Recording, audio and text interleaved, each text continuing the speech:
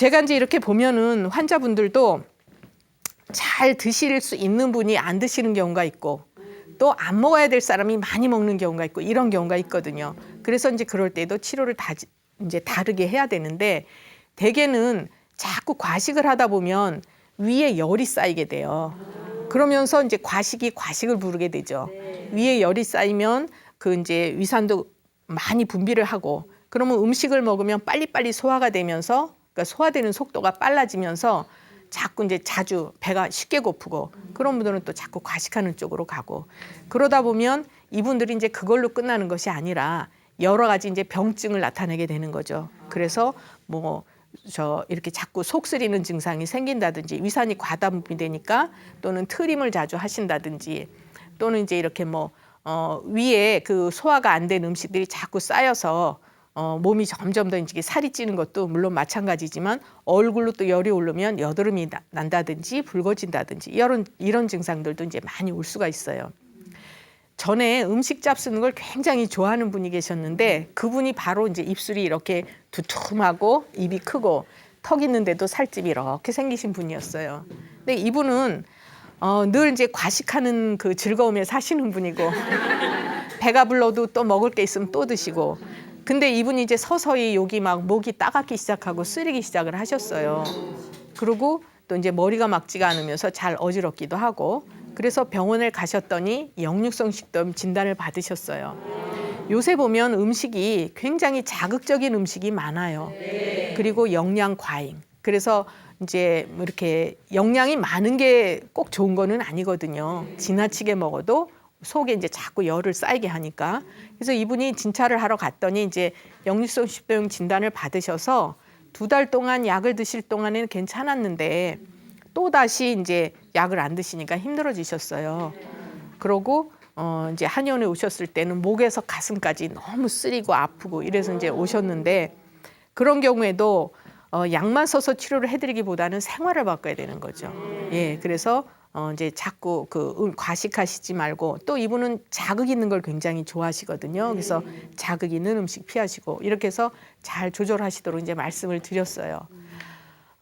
우리가 이렇게 이제 그 사람에 따라서 소화기가 안 좋더라도 체질에 따라서 처방이 굉장히 다르거든요. 예.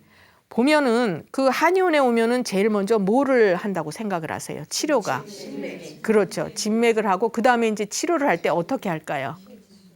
침 놓고 또 뜸을 뜰 때도 있고 또 이제 증상이 심할 때는 약을 써드리고 이렇게 하죠.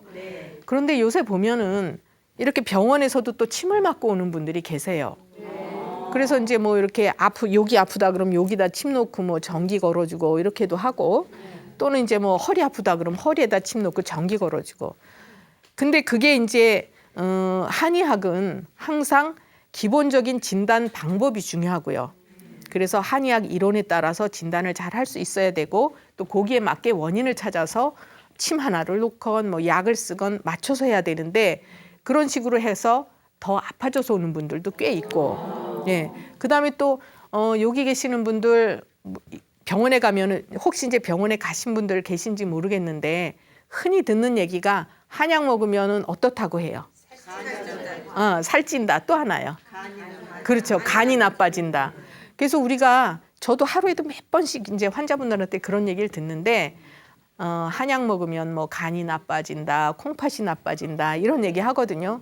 심지어는 이렇게 환자가 갔을 때 한약 먹었다고 얘기를 하시면은 그러면 더 이상 이제 나는 치료 안 해주겠다.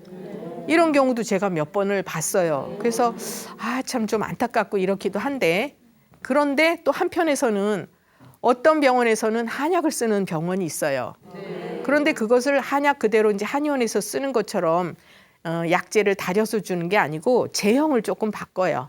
이제 뭐 농축을 한다든지 이런 식으로 해서 하는데 그건 무슨 얘기냐면 한약이 좋은 거는 아는 분들이 있다는 얘기예요.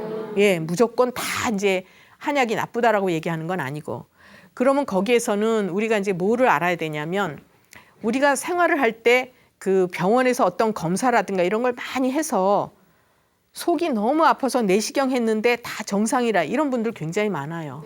그냥 뭐 만성위염 이런 정도로 오는데 그래도 이분 같은 게 이제 어떤 분들은 그 진맥을 해보면 위장의 기능이 굉장히 안 좋은 분들 많거든요. 그런 경우에는 검사상 정상이라고 했을 때는 치료 방법은 없는 거예요. 병원에서는. 그러나 한의원에서는 이제 기능을 조절해주고 위장을 이렇게 활성화시켜주면 굉장히 이제 좋아질 수가 있는 거죠. 그래서 서서히 이제 지금은 한약이 좋다는 걸 알고 쓰는 병원들도 생겨나고 있어요. 예, 그래서 그거는 무슨 얘기냐? 우리가 이제 한쪽은 무조건 아니다라고 얘기하기보다는 좋은 점은 이제 서로 이렇게 자꾸 교환을 해가면서 해줘야 되는데, 그런데 한 가지 우려되는 건 뭐냐면 한약은요 그렇게 그냥 이 증상에는 이 처방 이렇게 쓰는 게 아니에요. 네, 그 원인을 찾아서 그 체질에 따라서 원인에 따라서 이렇게 약을 써야 되는데, 실제로 병원에서 그 한약을 쓰는 분들은 한의학 공부를 안 했기 때문에 어떤 면에서는 한의학에 대해서는 문외한이라고 볼 수가 있죠. 예. 그러니까 그런 분들이 그렇게 증상에 맞춰서 약을 쓴다 그럴 때에는 조금 이제 부작용이 생길 수 있고 또 다른 문제가 생길 수도 있다. 그래서 약간 이제 걱정스러운 부분이 있다. 이렇게 말씀을 드려요.